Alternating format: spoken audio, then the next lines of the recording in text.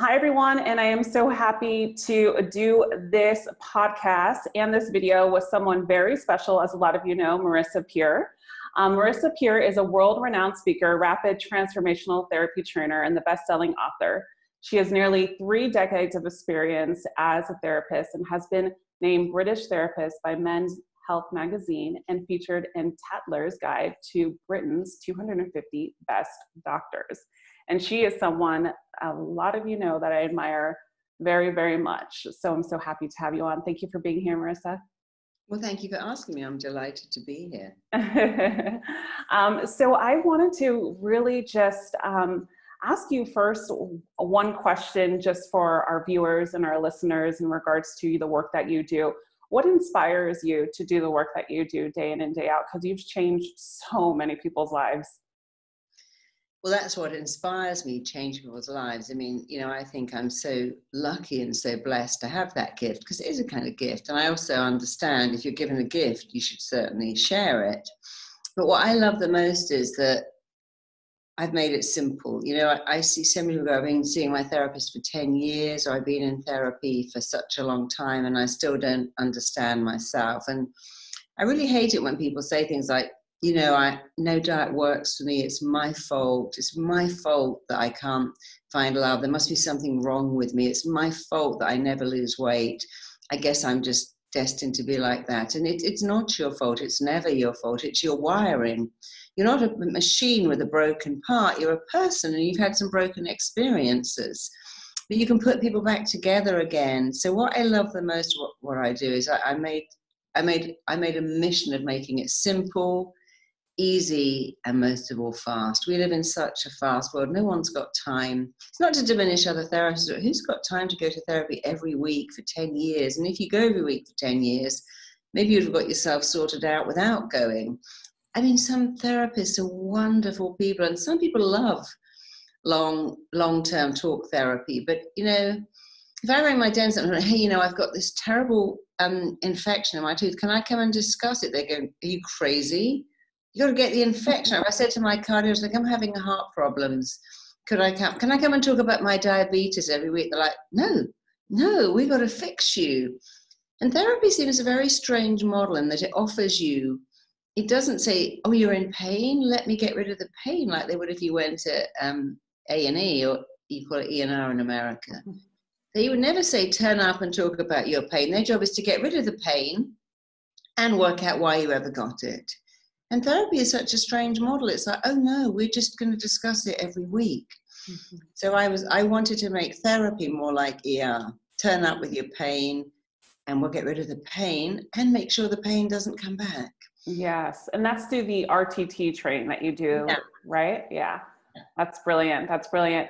I know a lot of times that when I listen to your videos and your talks and your speeches, unfortunately I was going to go to one in LA, but obviously that didn't happen. We had something happen in the business, so I couldn't go. And I wanted to see that. And reason being is because a lot of us, I think, suffer with overthinking or focusing on negatives in our life, limited thought patterns, right? And it also is trained from our subconscious and childhood thoughts and things like that. And I think this is really prominent when it comes to relationships, right?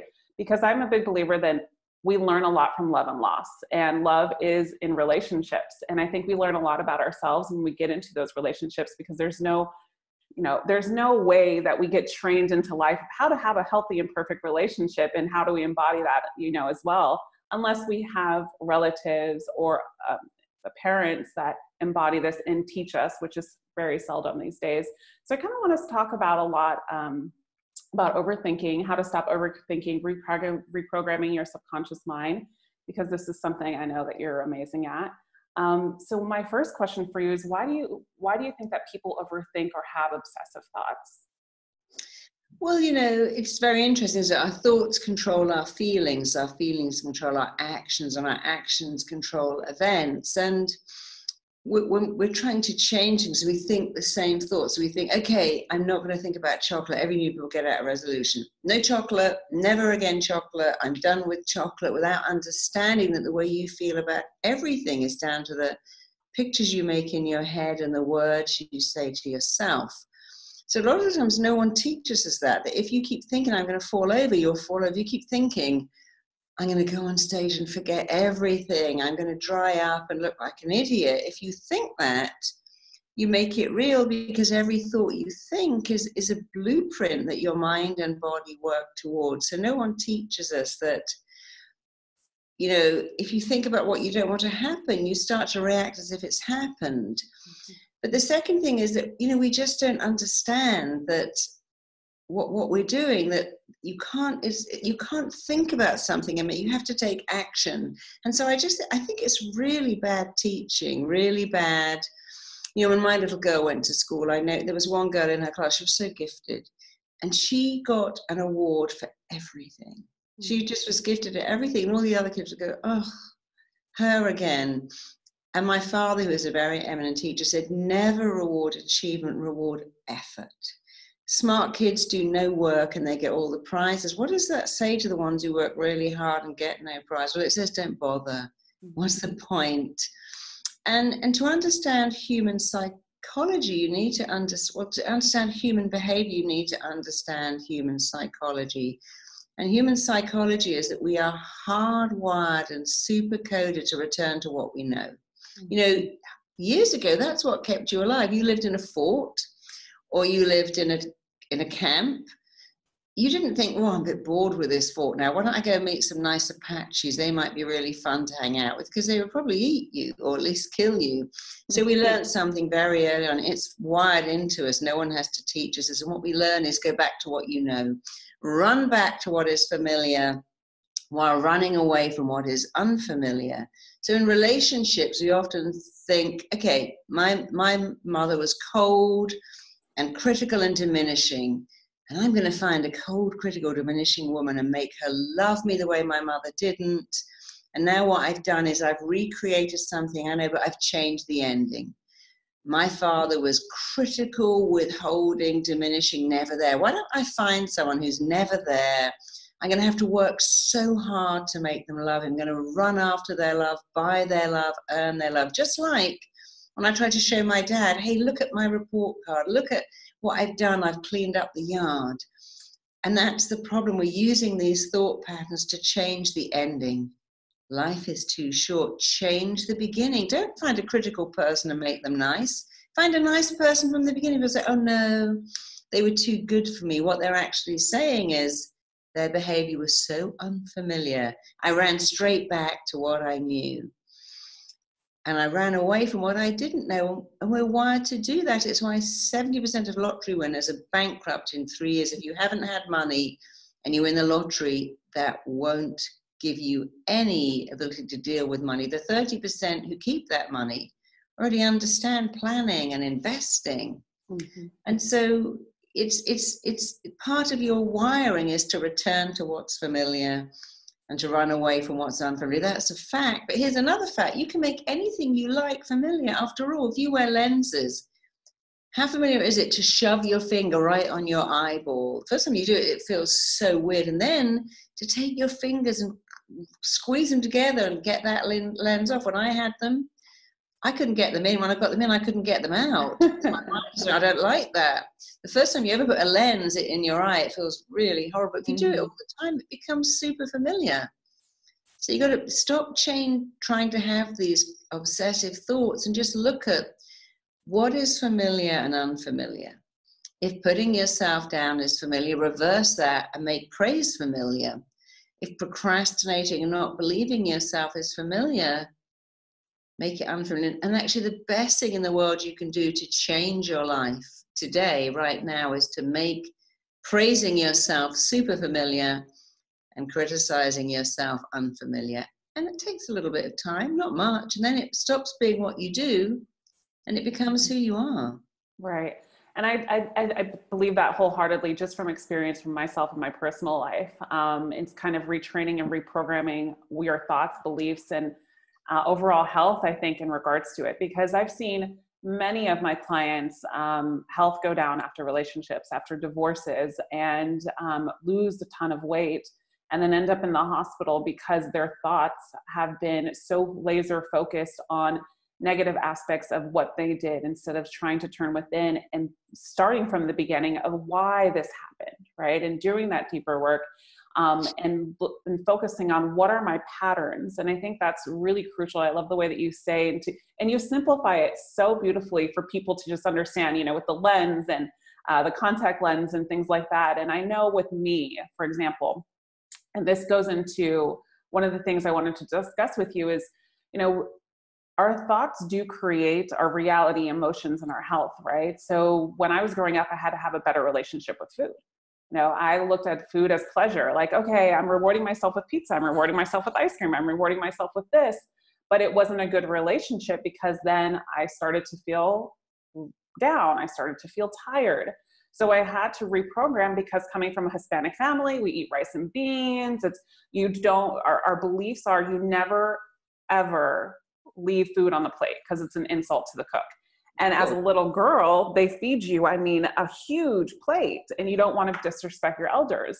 And so my mentality around food started like that at an early age, right? So I had to retrain and eat vegetables, and it took me a very long time to do this. And I noticed my health overall, my skin, everything. And I also remember having to push myself through that. And there comes a point, I don't know if you believe this, and please tell me what you think about this. There comes a point where you have to hit rock bottom in order to really want to change, because it comes from motivation, and underneath the motivation is courage. What do you think that is true when it comes to inspiring people to change, and they get to their breaking point and they've had enough and they want to change? Or what do you think inspires people to change? I think it's true for a lot of people. A lot of people do hit rock bottom and go, well, the only way now is up. And I think other people just don't know how to change, because we hear all this stuff. Well, I was born like this. You can't change. He's never going to change. Don't go out with someone like that. They'll never change. He's like his dad. Don't go with an alcoholic. They never change. But it's not actually true. Human beings, it's very easy to change. I'll give you an example. If you think of a loop right now, let's imagine your loop starts with a thought, I'm not enough. So you think that thought, and then if I asked you, well, what do you feel when you think you're not enough? You go, well, I feel terrible. I feel sad. I feel angry. Actually, I feel pissed off because so much is denied to me because I'm not enough. So we've got a thought, we've got a feeling. Now, let's imagine the action someone would take if they woke up thinking they were not enough, feeling sad or angry or depressed or blocked. Well, very little action, actually. You don't take much action when you think you're not enough, and you don't take the action because of the thoughts. You've got a thought, I'm not enough. Feelings, they're all negative. Action, which is inaction, goes back to the thought, I'm not enough. So imagine if you rubbed out the knot, and now you've got, I am enough. Take out the knot, put in, I am enough. So now I've got a thought, I'm going to feel completely different. Oh, I'm enough. So I can go and ask my boss for a promotion. I can ask for a pay rise. I can tell my partner that this relationship isn't satisfactory, that we need to communicate better, because I feel good. And if I feel good, I take better actions, and I take better actions. Why? Now we're in the loop, because I think that thought. So change starts with thinking a better thought. Thoughts control feelings, feelings control actions, and actions control events. We'll say, no, but it's not true. Who cares? Say it anyway. I'm amazing. I'm wonderful. I'm lovable. Because when you say every day, I'm a waste of space, I'm a big fat loser, I can't talk, but I've never been good at confrontation, it's a lie. And if you are willing to lie to yourself, at least tell yourself a better lie. I'm amazing. I'm phenomenal. I'm magnetically attractive. I've got a gift. I can monetize. People like me. I like them. I'm here for a reason. I can have everything. You say, well, that's not true. Well, neither is saying I'm a big fat loser. I eat like a truck driver. I'm exhausted. That the freeway is killing me. My job is driving me crazy. Well, that's a lie too. So maybe tell yourself a better lie. It really is as simple as that. With many of my clients, I establish they lie to themselves. I don't make them feel bad. We all lie. Every Christmas we lie, oh, that's such a lovely gift. Oh, it's just what I wanted.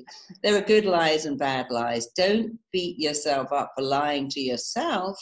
just tell yourself a better lie. It will change your entire life. Wonderful. Yes. And that comes from believing that you're not enough. And I think everything comes from believing you're not enough. Yeah. Exactly. And when you said that, the number one thing that I think of is, obviously I coach a lot of men in regards to dating and relationships, and they believe that they're not enough. So when they start to date someone, and let's just say a beautiful woman, and they've never had this woman before be this beautiful. And so just by thinking in that way, they're telling themselves, number one, that they're not enough. And then they start idolizing that person a little bit. And so they don't show up organically, or they don't show up authentically, because of the fact that they go into, I think, a prove mentality. I have to prove my worth to this person, because generally underlining everything, I feel that I'm not enough. And I know you have a program that you talk a lot about this in. It's called the I Am Enough program. And I definitely enjoy teaching men also to seek internal worth, right? And seek internal worth and seek validation from themselves and their internal happiness. What is something that you would suggest as a way that men can, or just people in general, both female and male, can really take responsibilities in their relationships, or when they start dating, when it comes to the feeling of being enough for another person? Well, the biggest thing is to say, I'm worth it. I deserve it. You see, if you attract a woman and you think, oh, she's out of my league, she's never going to stay with me. It's like that song, when you're in love with a beautiful woman, you watch your friends. Because the belief really is what I call what lies beneath. So for anybody listening, the first thing you need to do is look at your thoughts. I'm with someone beautiful. What do I feel? Well, I feel they're out of my league. I feel I don't deserve this. I feel they'll leave me. I feel insecure. Why do you feel insecure? It's not the beautiful, it's your thinking. Change the thinking. She loves me. I love her. She loves my personality. I love her. She's fallen in love with my soul. I'm worthy of this. I deserve this. And so you must tell yourself that. I have the other thing where I work with beautiful women who say, you know, every time I meet a guy, they put me down. They're so insecure. I worked with a top model who said every man she dated would go, well, you're a bit stupid, and you got big feet. One said her partner said she had downy hair on her butt, and it was a turn off for him. Oh, wow. But they diminish the woman. And you see what's happening there is, if you believe someone is out of your league, you know it's going to end. So you just speed up the ending. I'll act out. I'll be difficult. I'll be critical. Mm-hmm. And critical people, here's a little, pretend this is a seesaw. Here's a guy, and he's got a woman, and in his mind, it's this. She is so superior to him in every way. So he is inferior. And when you feel inferior, there's only two things you can do: diminish the other person or elevate yourself. And most people actually want that to happen. They want to feel slightly superior. So if you have a girlfriend who you think is out of your league, often you'll diminish them by putting them down, or you'll elevate yourself. But if you think, oh my God, she's so hot, she's so gorgeous, she's so amazing, how can I elevate myself? My only option is to diminish her or to act out. So act out is simply delaying what you feel is inevitable. It's not going to work.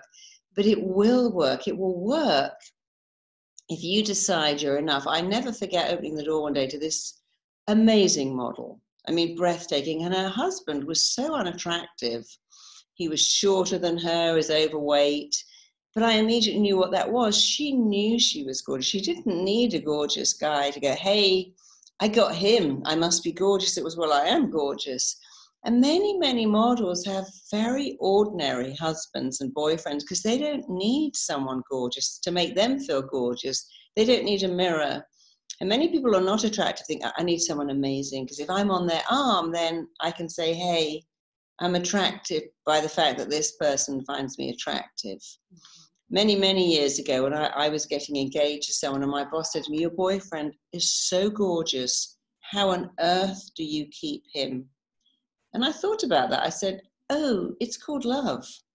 I could have been really psycho. Yeah, I know. I have to put Velcro on the headboard to keep him in my bed because he's too good for me. Or I could have said, how dare you say that to me? That's so offensive. But I just smiled at her and said, it's called love, because I knew that she couldn't understand why I was with him, because she thought he was out of my league, and she didn't have love. 10 years later, someone said to me, God, your boyfriend is so unattractive. What on earth are you doing with him? And I said, well, obviously it wasn't the same guy, clearly. But doesn't that tell you what an amazing person he is? Because to me, I've never seen that. I just find him compelling and funny and intelligent. And to me, he's gorgeous. Mm. So if you think he's unattractive, what am I doing with him? Well, obviously he's amazing, because that's why I'm with him. So in each situation, I didn't feel the need to go, how dare you? That's so rude. How dare you diminish my partner like that? I just smiled, because people who criticize are always reflecting out their own insecurity. If you feel that your partner's out of your league, ask yourself why. One of my male clients said, you know, when I was 6, I showed my mother a drawing, and she went, darling, please understand this. You're 6. I'm not. I find you terribly boring. And I'm so intelligent. I should really never have had a child. I'm far too intelligent to deal with you. He said, I never forgot that. I'm like, who would? But guess what kind of women he liked? Super intelligent women that made him feel stupid. And I said, look, this is so easy for you. Every time you meet a woman, ask yourself one question. How do I feel about myself in this woman's company? If the answer is, I feel stupid, oh my God, I feel just like that 6-year-old boy, because he was only dating super brilliant women because he was trying to change the ending. My mother told me I was stupid and she was smarter than me. Let me find a super smart woman and have her tell me I'm smarter than her, and then I'll feel better. It's like, no, stop changing the ending. We haven't got time to change it. Change the beginning. Every time you meet a woman, ask yourself that question. Do I feel intelligent in her company? So it was the weirdest thing. Only a month later, I met someone. I immediately noticed, wow, I feel smart with her. She keeps saying, you're so smart. Wow, yeah, I love hearing you. So I knew I was going to marry her, and I went to their wedding, and it was a beautiful thing. But it's that ability to be diminished and to change the ending. And if you think, well, I feel less attractive, I feel less worthy, I'm not good enough for this person. Of course you are. You have to decide, I am worthy, I absolutely deserve this, and make that belief familiar. It's not your partner's job to make you feel secure or gorgeous or handsome. It's your job. And if you say to someone else, hey, could you make me feel attractive? Could you make me feel sexy? Could you make me feel like you'll never leave me? Well, they could, but if you give them that job, they can take it away anytime they like. It's your job. And when you do that job and go, I am worthy, I am lovable, I deserve the most amazing love story, and it will last forever. I'm going to meet someone amazing, our souls will collide, and we're going to be everything to each other. I don't need my other half. I'm already complete.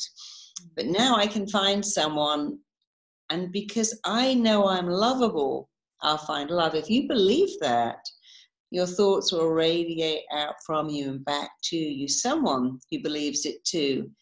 And stop trying to change your weight, your shape, your car, what you wear, because love is not to be run after or bought or earned or worked for. The only thing you need in order to find love is one thing.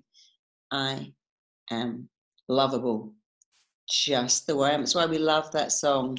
Don't go changing to try to please me. I love you just the way you are. That song is catnip to women. And it's really nice to men too. So, but sing your own song. If you tell yourself you are lovable, you'll attract amazing love. But the second thing is, after you've told yourself you're lovable enough so you believe it, now go and put yourself in front of the kind of people you want to be with. So I have many women going, I can't find a guy. Where are you looking? Oh, I don't look. I go to yoga every day. Any men in the yoga class? No. Well, they're in the weight room. You need to go there. You know, if you want to meet a really amazing guy, go to IT groups, go to business conventions. And if you're a man and you want to meet an amazing one, you need to get out of the weight room and join the yoga group, because you will stand out there.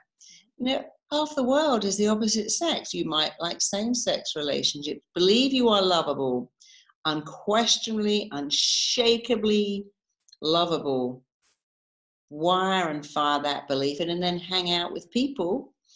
You'll find love on the street, in a store, on a plane, in a train. You'll find it anywhere you are when you know you are lovable. Mm-hmm. And 100%. That's what you're just saying reminds me of a story that I have to share now that I've been through in my life. So I was in toxic relationships for a very long time because my father was in and out of my life. So that was my first relationship. So I was trained to believe this is what I was able to find love in, right? I was able to have in my life. And I went through my 20s in toxic relationships. And I had one man in my life, and he was, before when I was growing up, 4.5-year relationship, almost 5 years. And he showed me how loving he could be, like a man could be in regards to love. Afterwards, I think I wasn't even 21 yet, and we broke up, moved on with my life, got in really toxic relationships. And I got to a point in my life where I said, this is enough. I can't do this anymore. I can't do this anymore. I need to find myself. I need to do things. I went to retreats. I went to I did a lot of personal development. I did subconscious mind training. I did some things with actually one-on-one with Deepak Chopra, which was one of my dreams. I did things with Gabrielle Bernstein, and I took a year off of dating to the point, Marisa, where I did not even text any man. I told myself I will not even have contact with a man. I just need to focus on me because I would get easily distracted. I was probably boy crazy in my past days, we would say. And I just remember after this experience, I got my own condo in Miami overlooking the ocean. And I was at home on a Saturday night. And this is typically in Miami. I'd be going out with friends, doing dinner, you know, the who's who in Miami. And I just was staying home for the past 2 weekends. And I was cooking on a Saturday night, having a glass of red wine. I put on some good music and started dancing in my apartment alone. And it just hit me. And I was like, oh my gosh, I'm so happy right now. I'm enough. I feel this love. And I just know that love is going to be here. I just know it. And I went to sleep the next day. 2 months later, I just felt this energy, right? I just felt this energy. And 2 months later, I meet my now fiance. He lived in the next building to me. He moved in a month afterwards. We met, and he actually was a dating and relationship coach as well for women. And yeah, and it's been magical ever since, and probably one of the best relationships, definitely the best relationship I've ever been in. And I know now that if I didn't go through that experience, I wouldn't have not been able to be the woman that I needed to be in order to show up for us in a relationship. So that's why those words speak so truth to me, so much truth to me. And you know, it's so true. You have to get to a place where you go, look, I'm enough. I'd rather go my own than be with someone that isn't right for me. And I had something very similar. I was a therapist, and people would come up to me and go, oh my God, you know, you've changed my life. You changed my relationship. One day I was working in my office, and an ex actually was practically banging on the window going, let me in. Why won't you speak to me? And my client went, oh dear. I said, oh, it's one of my clients. But I've heard about that, you know, these men who believe they're having a relationship with their therapist, as if you would ever go out with someone like that. And I thought, so I pretended he was a client, and he went away. And that was my wake-up call. Stop dating damaged guys, because of course I was a head teacher's daughter. My father didn't really have time for me. He was all about other people, other people's kids. He got paid to spend time with them. And he was a lovely guy, but he got all his needs met by helping other people's kids. And I grew up with this belief that I'll never be at first. I'll always come second. And so my preference was for guys that are a bit wild and crazy. But of course, when you're dating someone who's wild and crazy, you never come first. And that was my wake-up call. And I thought, you know what? I'm going to make this unfamiliar. I teach this stuff. It was a long time ago. And I decided to say, no, I make it unfamiliar, make it unfamiliar, make it unfamiliar. And a couple of weeks later, I was recording a show, and this guy walked up to me, and the green room is like you have a reception. And he was a wild and crazy guy. And he said to me, I said, look, oh, I'm sorry, I've got to get something. And I just got my coat and went home. I thought, no, I'm breaking this. I will never date these people again, because there's no happiness there. You know, it's all fun when you're spontaneous and you go to parties and you stay up all night, and suddenly you have a baby with this person. You go, why can't you stay home? Why are you so unreliable? Why do you never turn up? So I ended that. And then I went to Africa, and I was in Africa and I was staying in the honeymoon suite. And people kept saying, it was such a shame that you're single. Look, you're in this honeymoon suite. I came back to England, went to give a talk. They put me in another honeymoon suite. And I remember thinking, you know, it's okay. If this is the best my life ever gets to be, being in these amazing honeymoon suites on my own, it's all right. I suddenly, like, you got to this place where I thought, I'm really happy. I love my life. And if I love my life, and this is it, it's a good life. 10 days later, I met my husband. 10 months later, we got married. We'd have got married a month later if he had any say in it. Yeah, blissfully happy. And now I can hardly imagine being with those guys who put me last, because he always puts me first. Yes. I am his everything. He is mine. And the other day I was listening to something in the car with him, and I said, I was listening to a relationship coach talking, and I said, it's so funny, because I would never threaten to leave you, and you would never threaten to leave me, because we have a relationship where we know we're together forever. We're going to work it out. Doesn't mean it doesn't irritate me from time to time. But I'd never go, well, I'm going to leave you if you do this. I'm off if you do that. It's ended if you behave like that, because now your relationship has no stability. Making the other person feel bad, using that seesaw again. If you do this, I'm gone. You're out of my life. It's over.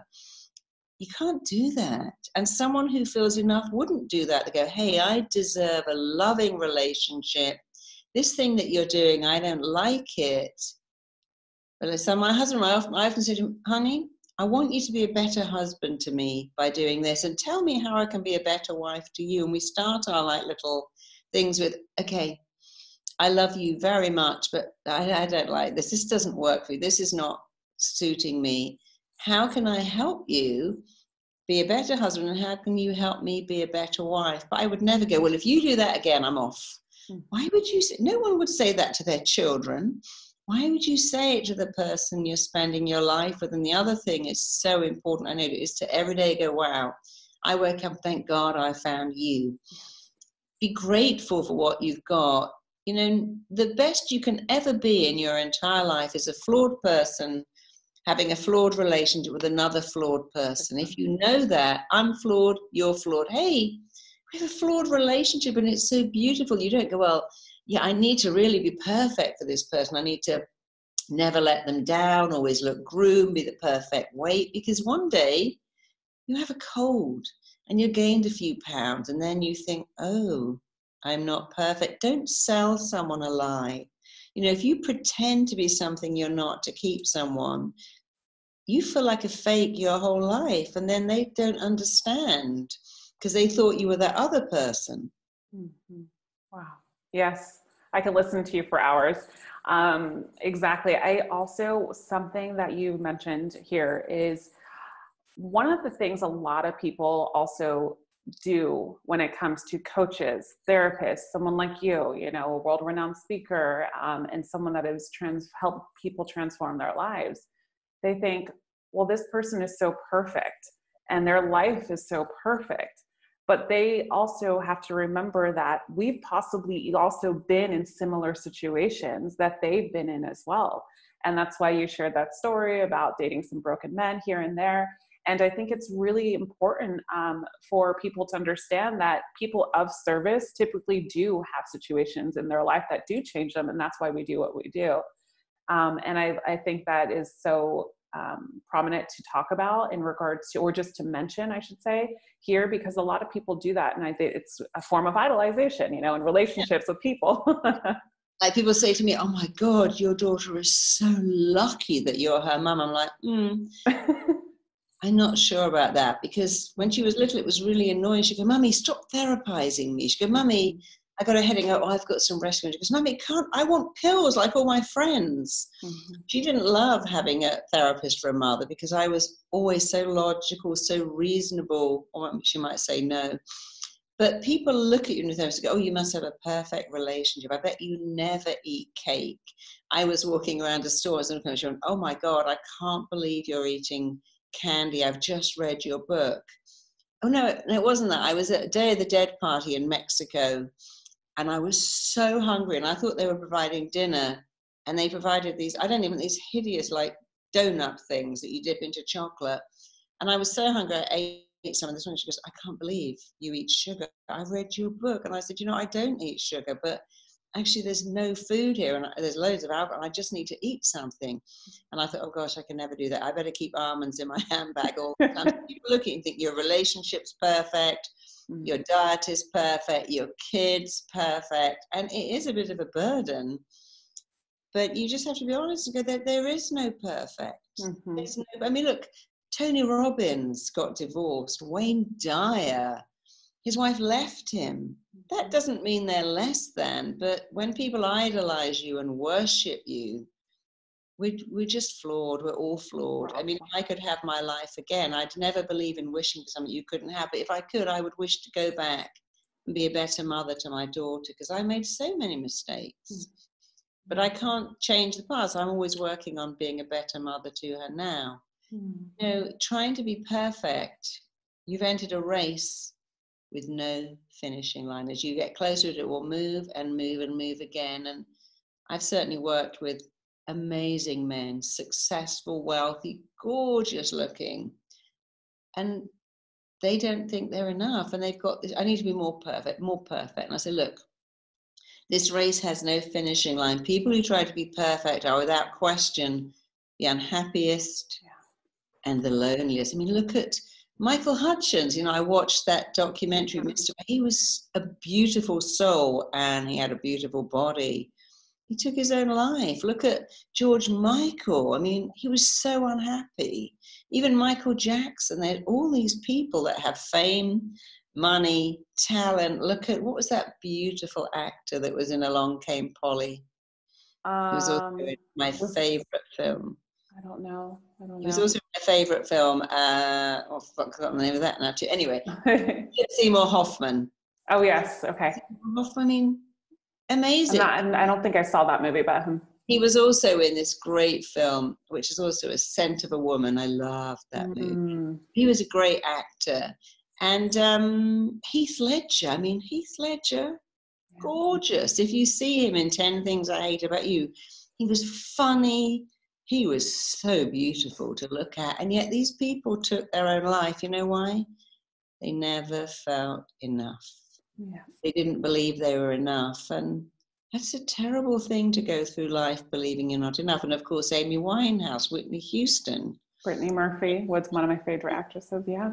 She was amazing. And anorexic and bulimic. Why was she anorexic? Because I'm not enough unless I look a certain way. Yeah.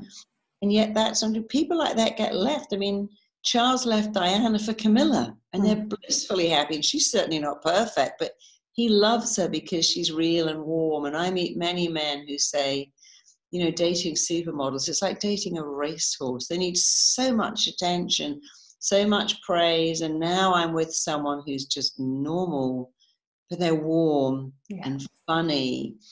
And how great that is. Who's the guy from the Bourne Conspiracy, that great actor that was also the Jason Bourne one? He was also in Good Will Hunting. Is it Matt Damon? Yeah. Yeah. His wife has 3 children that she came to the marriage with. He loves her. She loves him. You know, you have to forget about this model behavior because many models are alone, men and women, because they always feel I've got to prove it. And I always see it with comedians and athletes too. Many of my clients are comedians. They go, I've always got to be funny. I've had clients or soccer stars go, I hate going to school events because when they go, well, let's play football or soccer, everyone expects me. If I win, they go, there you go, showing off again. And if I don't win, they go, hey, I thought you were a famous soccer player. So they're very conflicted. They can never just be who they are. Yes. The thing we love the most, actually, the thing that is the common basis of relationships is we choose people who share our vulnerabilities. So bonding to go, yeah, I have that. Hey, I feel like that. And when you don't have any vulnerability because you pretend to be perfect, you know what you do? You block people from bonding with you. the basis of all friendships is that we choose people who have the same vulnerabilities as us. And in relationships, that's a real big factor too. So if you pretend you haven't got any, you pretend you're perfect, you deny yourself a loving relationship because people can't bond you. But also you're looking for someone who's also perfect. They don't exist. Yes. Mm-hmm. I remember dating in when I started in my coaching practice, the first year, I got I got a couple supermodels, and one was a pretty big supermodel, and I had coached her for about a month, and she was in a relationship with a very toxic man. And I remember her saying something to me, and I had to take a minute to get my air because I was just so blown away by this.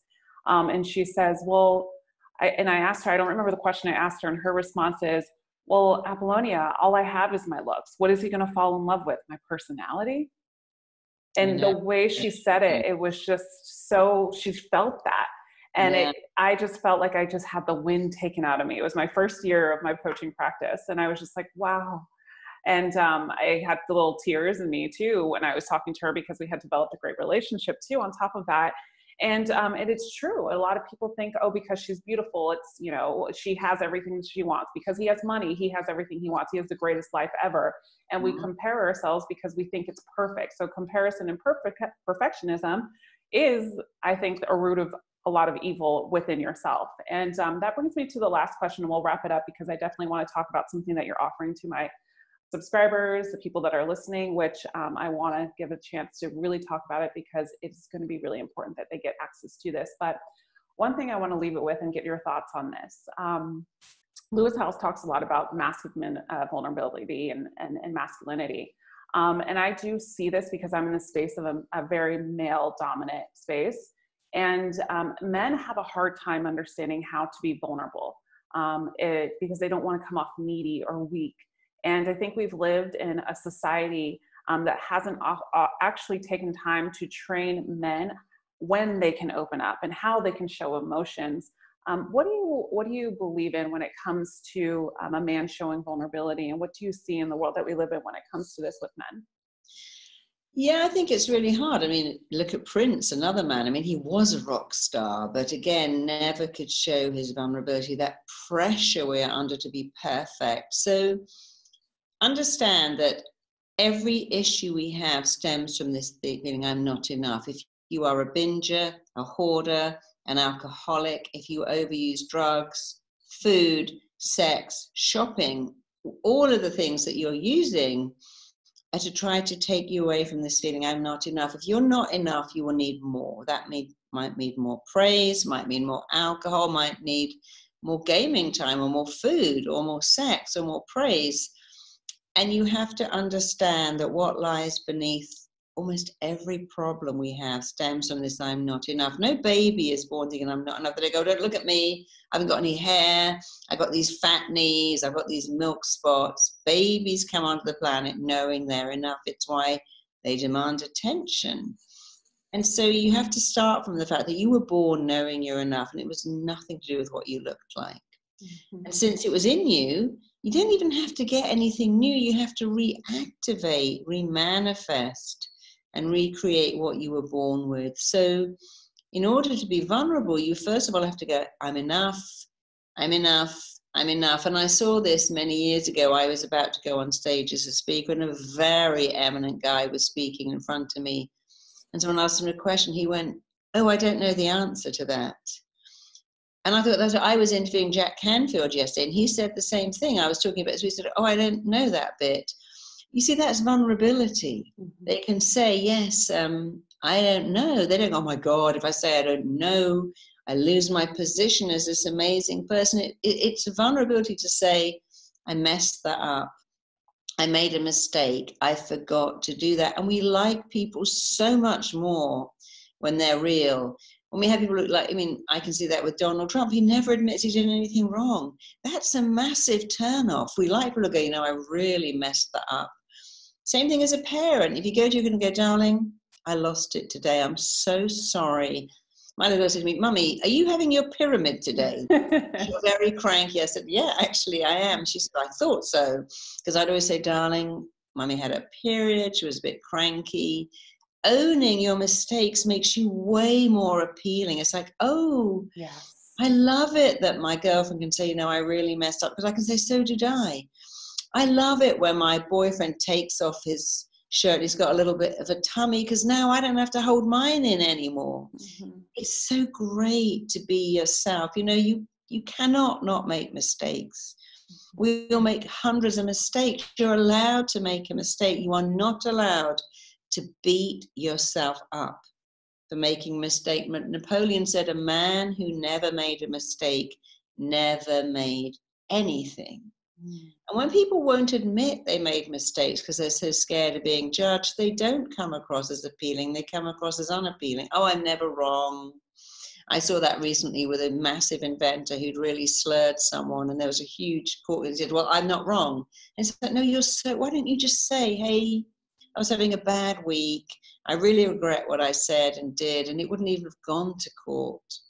So to be vulnerable just means admitting you were wrong, just saying, you know, I made a mistake. If I could do that again, I'd have done it better. I'm sorry. You know, I knew as a parent, the one thing that made me better was going to my little girl at night and going, darling, I'm sorry. I shouldn't have done that. I wish I hadn't said that. You know, kids aren't perfect. They turn around and smack their friend over the head with a Tonka toy when they're feeling bad. They don't expect perfect. And I've worked with many, many teenagers whose parents appear to be perfect, and it's such a burden. They like it when you mess up, because then they can mess up without feeling bad. When I wanted to leave university, my father, it was so important for him that I became a school teacher, because he was. And it wasn't for me. And I was able to go and go, hey, you know, Dad, you know when you had to leave my mum? He said, yes. I said, well, that's how I feel. I got to leave my college. And I was so glad my dad was flawed, because he had no comeback. When I said, I've got the same feeling. You had to leave my mother, even though it hurt us. And I have to leave college, even though it will hurt you. It's the same. And you might say I manipulate him, but I didn't. I just told him the truth. I can't be in this college like you couldn't be in your marriage. And then he didn't try to talk me into staying. He totally understood. I was so grateful that he was flawed, because it allowed me to be flawed. If he'd been perfect, I wouldn't have known what to do. So for the men out there, you are already flawed. I promise you, we're all flawed. Don't hide it. Don't fight it. Just accept that no one can be good at everything. Show your vulnerabilities. I mean, everybody liked Bill Clinton so much more when he said, I never had sex with that woman. We didn't like him when he said, actually, I really messed up. He went up in our estimation. We like people more when they show their vulnerability. Men, of course, are the hunters, and their belief is you must never be weak. But sometimes it's okay to say, hey, you know, I mean, at 9/11, the guy that was checking in those men said, I really felt in my gut something was wrong. They looked at me with such hatred, and I wanted to report it, but it sounded so silly to say, hey, I've got a bad feeling about these people.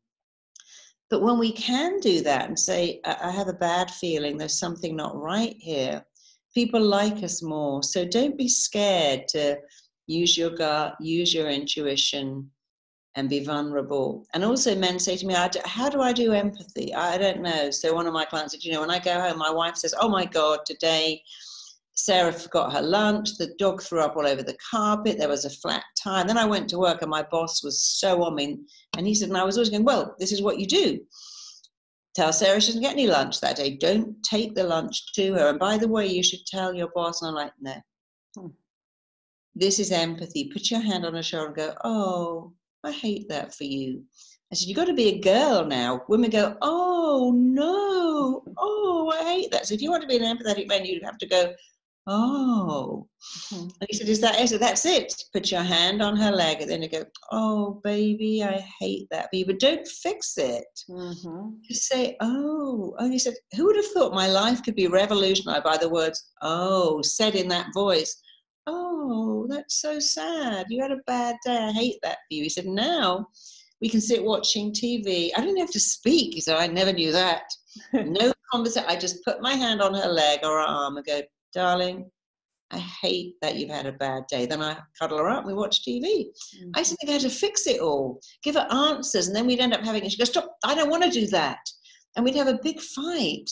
And now I just go, oh, and it's amazing. So someone should die, you got to be a girl. Yeah. Like that great song, but if I was your girlfriend, even just for a day, and it's saying, if you want to be a great man, be a great woman. What do women do? They go, oh.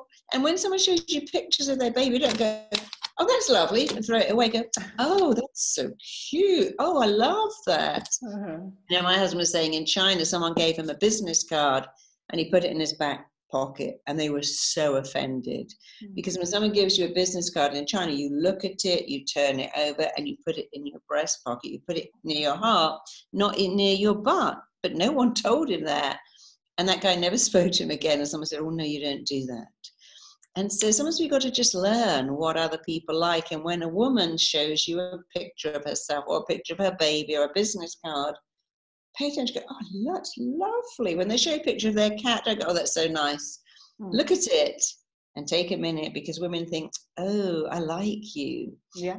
Some female characteristics. You know, men have to learn how to act a bit like a girl sometimes because women love that. It's like, you know, my husband doesn't understand shopping and he can't. I said, baby, you need to be a bit like a girl and say, oh, that's nice. I love that color. Try the other one. He goes, no, that's nice. Get that. Let's go home.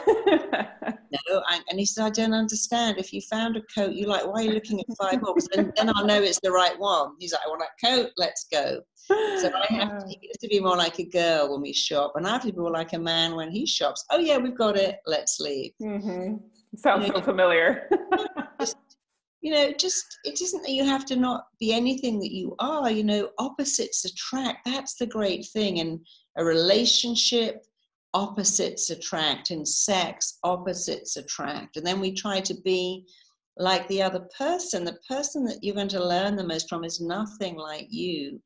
You know, that's why men love waists and perfume and long glossy hair and a soft voice and legs that are waxed, because it's so the opposite of a man. And it's why women like, you know, muscular arms and that triangle, not the curve. Maybe a little hair on the chest. Yep. Oh, we love all of that. Yeah, because it's the opposite. We fall in love with the opposite, and then we spend so long trying to be different. You just have to be yourself. And you know, the thing that really helps men and women is if you take a minute and think of every person that's loved you or just fancied you or liked you. If you think of every praise they ever gave you, they didn't pack that in a bag and extract it when they left. It's still in there.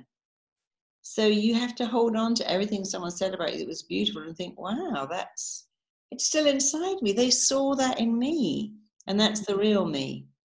So empathy does allow you to be vulnerable. If you want to be vulnerable, admit you messed up when you did. But don't make a big thing about it. Just say, yeah, I was wrong then. People find it very hard, especially men, to say they were wrong because your usefulness to a tribe was how you were right. But we don't live in tribes. You don't have to go and spear a buffalo and bring it home. So you can say you're wrong sometimes, and you can also show a bit of empathy, and then you'll be a magnet for women because they love that. So true. So true. Beautifully said, and wonderful way to end it. And guys, Marisa is offering something to us, which I would highly, highly encourage for you to take advantage of.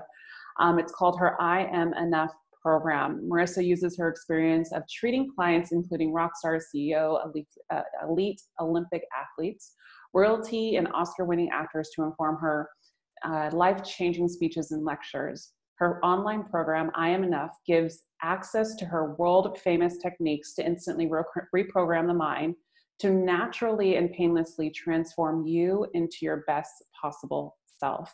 These links will be below in the description box. Also, if you're listening, it will be in the podcast links below.